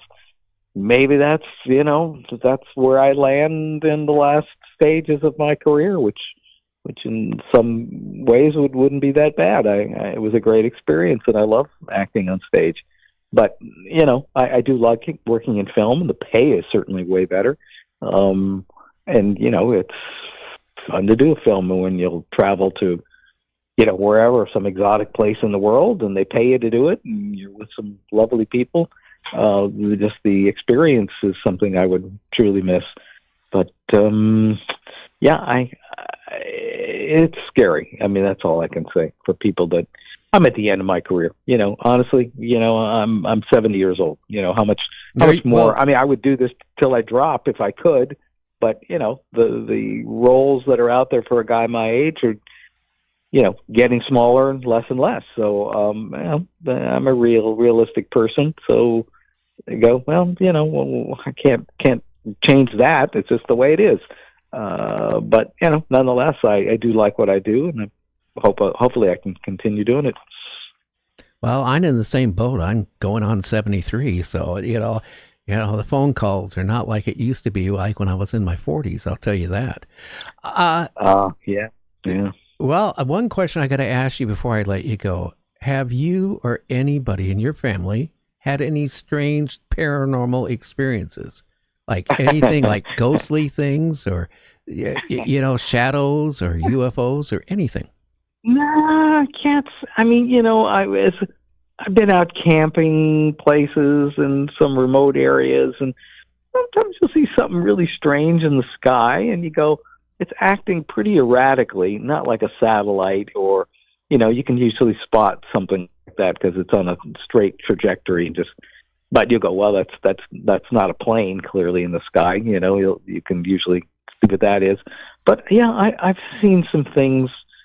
Northern California, particularly out in the desert, that lights that just seem to move erratically around, and you just gotta go, I don't know, that's not acting normally, not like a plane would or a satellite. But I haven't had any visits from anybody yet. That's, and no ghostly encounters. I've been in places where they've said they're haunted, but and they're usually pretty creepy places, but excuse me, but I haven't had any face-to-face encounters with anybody yet. So, no. Okay. Well, hey, Barry, I want to thank you so much, to come back on the show. And, because people were asking, when are you going to get them back on? So, that's when we got a hold of you. Well, okay. This is not AI Barry. This is the real Barry, too. So next time you can, you might get AI Barry, and he's probably much more interesting than the real guy. So there you go. Yeah, I don't know. I'll be honest with you. I was totally dead against using AI for the show, for anything. Yeah. And then one of my sons came up to me about 3 months ago and said, hey, this is what you need to do. And I'll be honest with you. I mean, the commercials are all done by AI or written by AI. And everything I do now, I'll be honest with you, I can't function without it. Yeah, that's the catch-22 is that, you hate it, but at the same time you go, Well, I mean, it's making my life easier, and it's probably more efficient and less costly. And if it keeps me on the air, well, I got to go with it. So, yeah, that's what the studios are doing. They're going, well, it'll cut our costs, and that's what they're always usually about. And, and our doors will stay open. But, yeah, I don't know. Lights are on, no one's home. Yeah, that's right. Well, hey, you have a great weekend, will you? And again, thank you so much for coming back on. All right, pleasure, man. All right, talk to you soon, Gary. Okay, you take care. Well, JC, let's take us a little quick break and we'll kind of wrap up the show. And again, we'll be right back. So don't go anywhere. Take a journey of adventure and discovery for the enigmatic giants of the forests. Read On the Trail of Bigfoot by Mike Dupler. The author himself describes it this way. Having found possible Sasquatch evidence, namely trees driven into the ground upside down, thought to be territory markers, led me to investigate this creature in my native Ohio. Several years and many forays into Bigfoot territory, I have found incredible evidence, which inspired my book, On the Trail of Bigfoot. Bigfoot is alive and has many fantastic abilities. The evidence is out there for all to see, but you need to know what to look for. My book will inspire those who have answered the call to seek this elusive creature, the Bigfoot. The truth is out there. Read On the Trail of Bigfoot by Mike Dupler. Available now at Amazon.com, BarnesandNoble.com, and IndieBound.org. You know, one business, JC, that you should get into and I should get into is going around and talking about disclosure. It seems like the hot business right now, doesn't it? I'm more confused. Seriously, after all these years, than I ever, because it is, and everybody's fighting with themselves about it right now. Yeah, and you don't win anything for winning, and nobody's going to come out. There's not going to be a big announcement. These beep beep come on TV. Well, today we're going to let it all out. It's disclosure day. It's not going to happen. And again, here's my thing. Okay, if there is beings, which I believe there is life out there. I don't know how advanced they are, but I look at human history. I've said this so much from the beginning of mankind to now. And we think we are a civilization yet that is civilized, but we're still in wars nonstop worldwide. Just because somebody, again, what if we survive another 100 years? Are we still going to be in wars? Another 500 years? Are we going to still be having wars? Is that always going to be the trait of humanity? Does that mean another planet out there, out in another galaxy that has life that could be far advanced? Could they still have the warrior race? But again, people are naive. They have their own views. So a lot of people say no. They're here to observe us, or they're here to help us. They would stop a nuclear war. They would never allow it to happen. But then I look at, like we talked about, we had COVID, we had the Spanish flu, we've had all these diseases, right? Going back, whatever you want to go back. Nobody came and said, here is a magic cure for it. No, that's right. And you can look back to history going back thousands of years, and every time the more advanced civilization met a not so advanced civilization, the conquistadors on back and so on, it never ended well for the lesser, you either ended up being conquered, slaved, or just all bad. I still think, again, people claim that we're being cloned. Are we? Again, if the government comes true and does this disclosure and says tomorrow, well, JC, there is UFOs that they're coming from somewhere other than this Earth. There's your disclosure. But is that the disclosure we need? Are they friendly? Are they hostile? Are they just here to watch? How many different species of these human-like are out there? And how many are visiting us? Can they stop a nuclear war? Would they stop a nuclear war? Do they want our planet? Do they want to take us over? You think they're going to tell us any of that? Oh, no, never. And there is a big X factor because, first of all, who's to say these beings aren't Earthlings themselves? Who's to say they haven't been here for long as we have, if not longer? Yeah, but again, But like that's another thing people get really into this interdimensional, or they're here and they've been here. But again, we don't know. There isn't a brick wall out there in space. It stops everything. How many different planets, galaxies, and solar systems exist? Does it keep going on forever? Or are we in a bubble?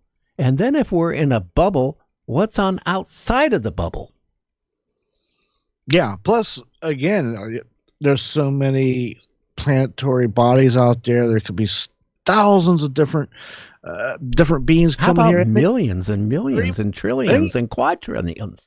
Right. And they could all have their own agendas. That's the other X factor. Like, you'll never be able to figure this out. And yeah, I do think a lot of powers of being know a lot more than they're saying, but we'll never know. But do you think they would tell again, if they were hostile, if they were abductions, okay? And we have had so many people say, oh, I've been implanted, right? I've been abducted. They opened me up. They experimented on me. But afterwards, they were friendly, and they took me and gave me a tour across the inside of the craft, and they told me what the future of mankind is going to be. Now, yeah. But think about this. 1, they abducted you. 2, they experimented on you. 3, who knows what torture you went through with pain. But then they're telling you, oh, here's a lollipop. Yeah. Yeah. And I've seen it where people that have experienced this stuff have changed over the years, number one. And then you say, well, why don't they stop wars and all this? They say, well, they can't interfere, but yet that's contradictory because they are interfering when they people. Yeah, when they abduct you, they're interfering, aren't they? They're interfering. That's right. That's a big contradiction. How do you explain that? And listen, a lot of these different beings are getting in their brains and they're putting screen memories. And then the excuse is, well, they made it where I forgot these traumatic things so it wouldn't be hard on me. Well, no kidding. They didn't think about it. If it was such a good thing, why would they erase your brain? Anytime they erase your memories, that's a negative act. That's what I don't understand. And that's, again, but I go back to what I keep saying all the time. They can't give us real disclosure. No. Because if they give us real disclosure, people would panic one way or the other. 2 is then the credibility of the world's governments are gone. So are you going to trust anything that any government worldwide ever tells you? You're never going to trust them again because you've been lied and deceived all these years. Yeah, so that is very true. You can't. You're not going to believe them. We've already had disclosure. You've said it before, and the crashes and from Roswell on up and these other events. Those are all disclosures all throughout the year, and yeah, they're never going to come. Oh, come on! But how many people I've had this thrown on my face on the show? Well, that happened, in 1947. That doesn't count. No, that don't count. That don't count. Well, if it happened today, 25 years from now or 10 years from now, that don't count because that happened in 2024. Come on, people. Yeah. Well, you know what? Next week, we're off to Friday. I got some things I have to deal with, but on Friday, we have who on? Well, it's not a who. We have 2 people on. First guest will be Whitley Strieber. Now, if you don't know Whitley Strieber and the connection with the UFO field, you haven't been looking. Yeah, we're going to talk to him about ufology and UFOs. Oh, yeah. Matter of fact, I still have his original book, Communion, that I bought in 1988 on my bookshelf somewhere behind me. And then we have back by popular demand, because he said he wasn't going to do any more shows because he was officially retired, but we have Ed Dames right on as our second guest next Friday. Yes, Major Ed Dames. He likes the show. He said he would make an exception, come on our show. So that's great. We've got two great guests. What a super canela that is. Now, if the people out there listening, okay, which we are worldwide, we don't own the night. We own all the time zones because we're heard worldwide. Our audience base is worldwide. I mean, we're going to hit probably 180,000 people probably within the next 2 weeks just on YouTube. And on the app side, we're pulling well over 1 million downloads per episode. So we're not a small show anymore, but you can do me a favor. Tell your friends about us. And two, people on chat, we want the chat to be pretty much what the topic of the show is. You can ask us questions, ask each other questions on chat. If you have a question for the guest, put it down. You might have to put it down twice. We'll catch it. We'll ask the guest a question for you. But here, you can do me another favor.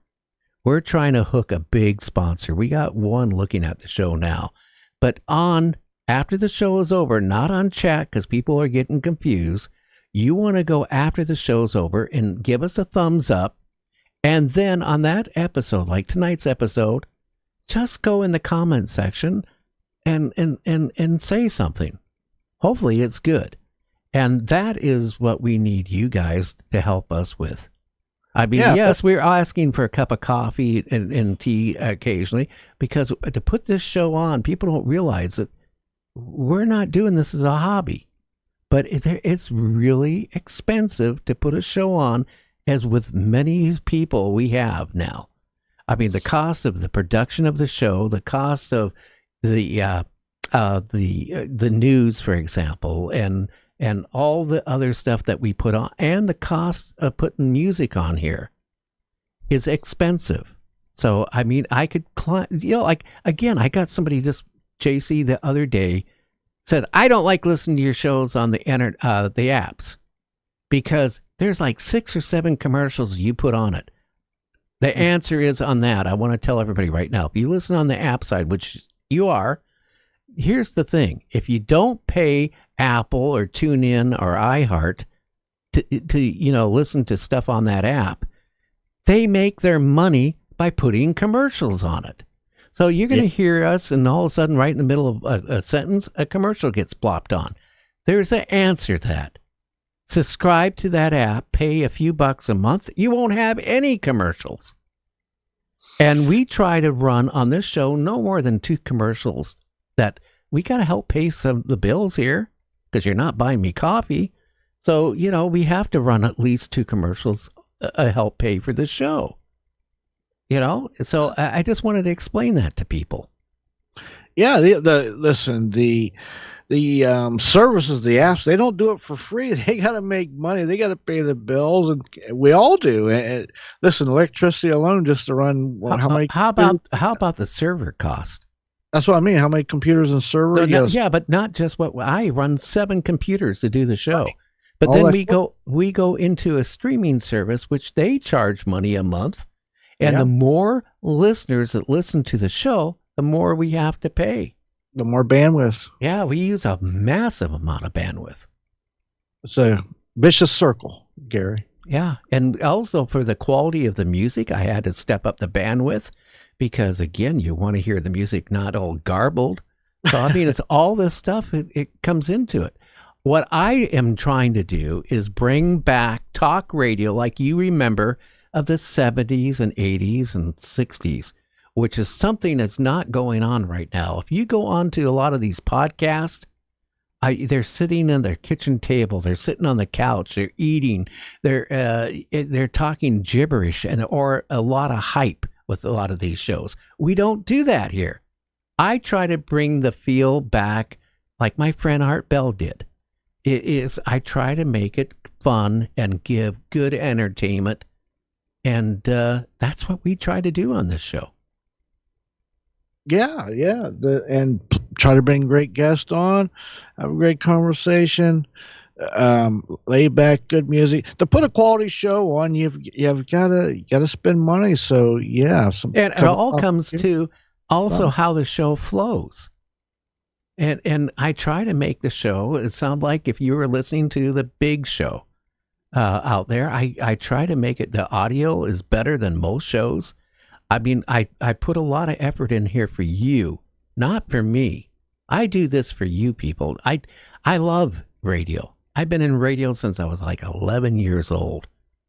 When I got my first CB, I got my amateur license at 12. I've been behind a microphone since 1970. I mean, I love radio. It's my life. Yeah, you can't get it out of your system now. You're stuck with it, Gary. I hate to tell you. Well, they put super glue in my chair. I can't get out of the studio. I'm stuck here. Yeah, you're done. You're there. Forget it. Yeah. By the way, my car that I drive, the 2008 Scion, rolled over to 300,000 miles. Did you get your money's worth from it yet?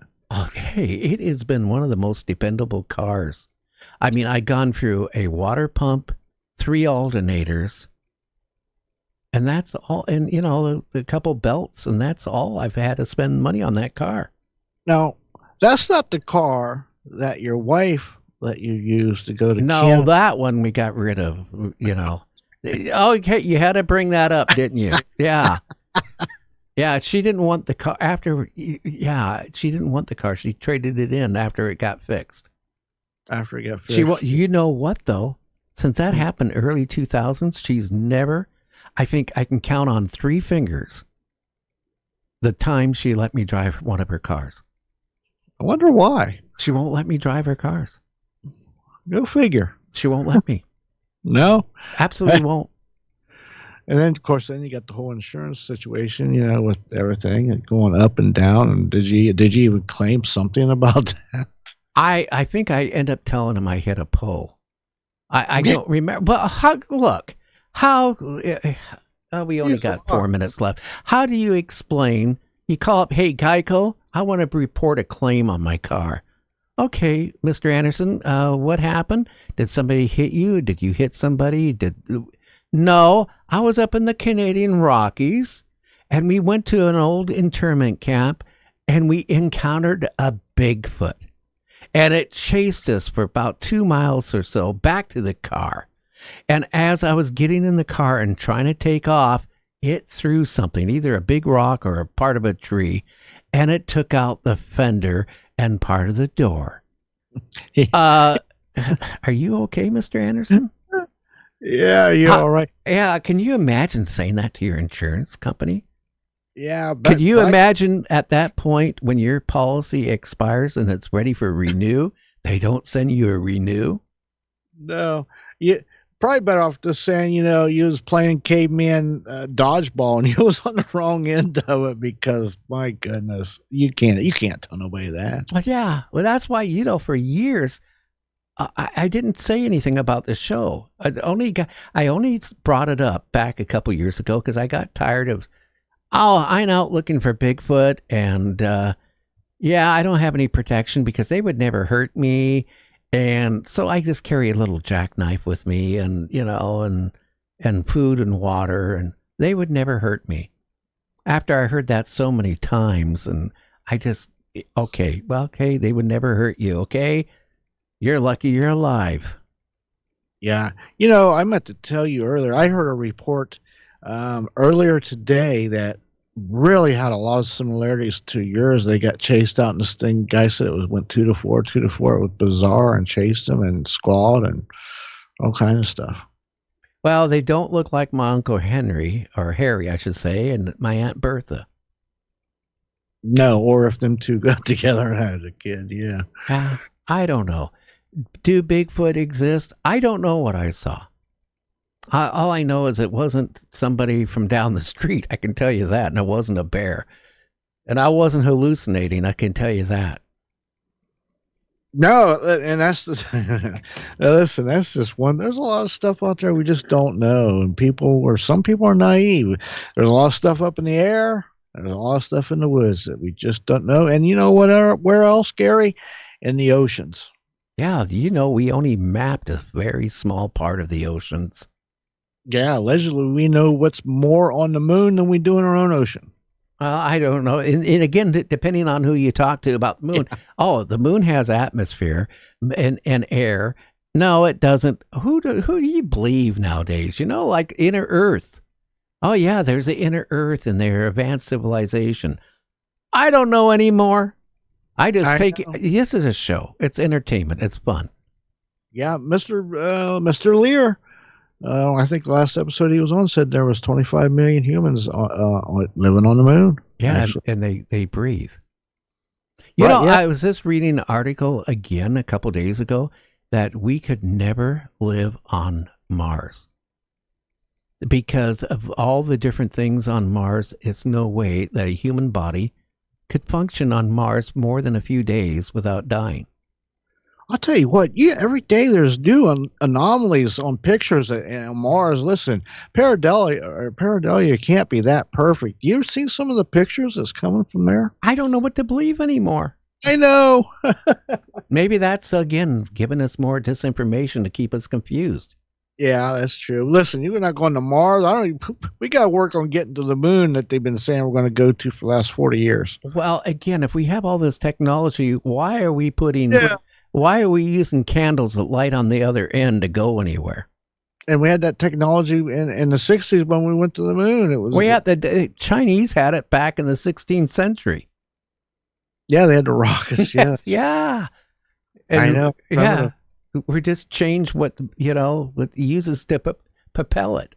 We're still doing that. So again, why were we still if we have this real technology of anti-gravity craft, okay, why are our aircraft that we fly from one end of the world to the other, why aren't they using that? Why are we still using pollution and dumping out pollution? We could be all anti-gravity. Our cars could be flying right above the ground and no tires, It all could be if we had this technology, why aren't we using it? Oh, wait a minute. I can tell you why. Go ahead and tell me. I'm going to tell you, it's called the power energy industry. Could you imagine no, bullshit. I said a bad word. No, they could make more money now. Look, oil is what kept this world going. Okay. But let's face it, if they came out with anti-gravity, if they came out with little boxes that could run your power of your house for indefinitely, you know how much money they could make? Think about it. Not really, because you sell on device once. No, you don't sell it to you. They sell it to you as a monthly expense. They could make more money off of you. The same way with the car. Okay, you buy the car. Okay, this is what the car costs you. This is how much the tax, or this is what it's going to be to use that car with anti-gravity per year, per month, per whatever. They could act, and then it would create all these new jobs to create these new craft, these new devices for your house, the cost of rewiring your house to use it, and all this. It would make a huge boom to the economy worldwide. Think about that. So it's for them to come to say no. It's because it's the opposite. Think about that. Anybody on chat? What's your feeling on that? If they came out and gave us all this type of technology, it would be a boom. Then we wouldn't have to suck the blood out of the earth anymore. We could create not free energy. It doesn't have to be free. They could charge you for it. Yeah, but they can't see the forest for the trees, and I'm thinking all the trillions they would lose. The power companies. I don't think that out of business and all. I don't think we have it. There's my answer. I don't think we have it. But it is pretty weird, though, Gary. We're still using dead animals and plants as a fuel source that we've been using for 120 years or more. Well, that's what I just said. What we're sending rockets up in the sky. We're using fuel of one kind of another. We went to the moon in '69, and in '57. No, we did '69 and then went to the moon. Well, should have went. 77 have been 8 better, but anyway, it doesn't matter because did we go there or not? Why haven't we went back? Can we go back? NASA burned the tapes. Well, they got rid of all the blueprints. They had 5 Saturn missile rockets left. They gave them out to different museums, and that was the end of it. It's like we never wanted to go. We don't have the technology to go back. Here's a better one. The greatest achievement in mankind's history. Oh, we taped over it. Oh, you mean like the Nixon tapes? We taped over it. You know, going to the moon, we taped over it, NASA said. Yeah, I don't know. And then they came down to have the best one. I was reading a science journal here about a week ago. The moon rocks. The composition of the moon rocks is like the same thing of the Earth. Oh, the one Neil Armstrong gave to, what was it, the Norway president or one of the Norwegian presidents, they found out it was fake. It was petrified wood. Well, yeah, but I'm just saying the analysis that these moon rocks were the same thing as Earth that would have come from Earth. So are the moon rocks really from the moon or from the desert that they planted there? Is the moon a big space station from some advanced civilization that is there to monitor us? I mean, come on. I could go crazy. This is like asking yourself who is God and who created God. What did your grandmother say about that? That you'll go insane. And I'm a radio host, so there's your answer on insane. You need to quit that, Gary. Yeah. Not one call in tonight. Isn't that weird? Oh, yeah, it is strange. Oh, what is it? Is there a full moon? I think it is full moon, actually. Oh, gee, jumpany grip.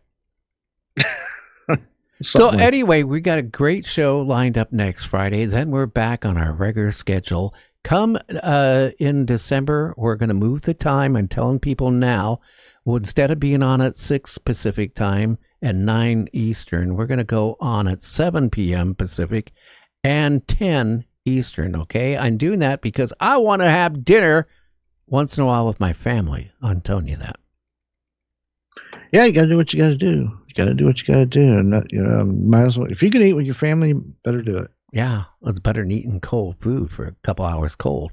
Anyway, again, if there's anybody you would like to have on the show, just go to our website at nightdreamstalkradio.com, fast blast me. Just give me the name of the person you like to have on the show and the topic that they represent. I'll get it over to my producer. We'll try to get them on. We got some great guests lined up. And again, everybody worldwide, including all the truckers out there, I want to thank you so much for listening to the show. We'll catch you again on Friday of next week. So write that down. Everybody have a good one. We'll catch you on the other side. Who's friends with all the night dreamers, talking to you at night? Gary on the radio, but maybe he's not in sight. Bigfoot's on his tail, flying UFOs, that's right. Gary's talk